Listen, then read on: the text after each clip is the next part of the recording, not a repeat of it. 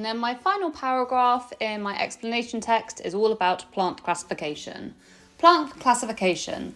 Just like animals, plants are classified into different groups. They are grouped by their features such as flowers, seeds, trunks, etc. The three groups of plants are mosses and ferns, flowering plants, and trees. Flowering plants have flowers and make seeds. Mosses and ferns do not have flowers, instead they make spores that grow into new plants. They tend to grow in damp and shady places.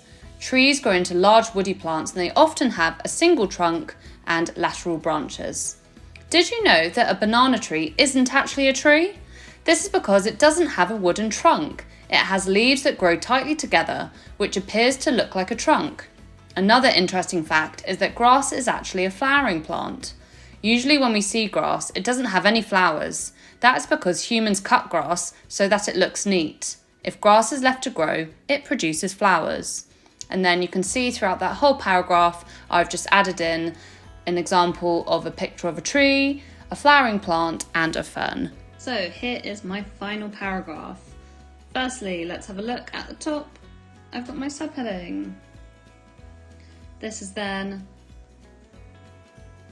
my fourth paragraph.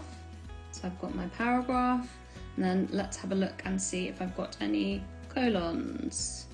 I've got one here that's introducing my list, talking about the three groups of plants, colon, these are.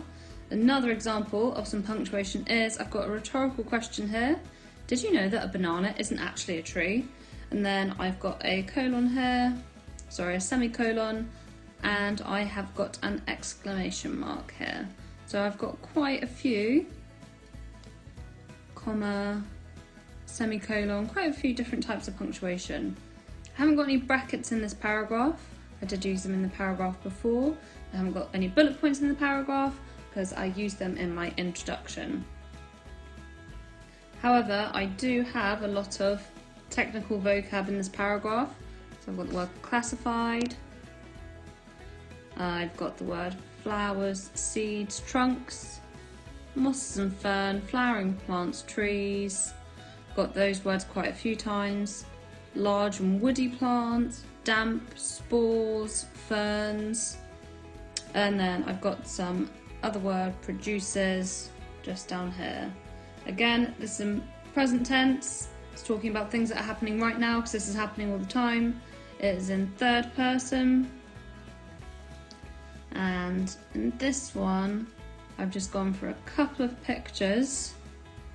One of a fern, one of a tree, and one of a flowering plant.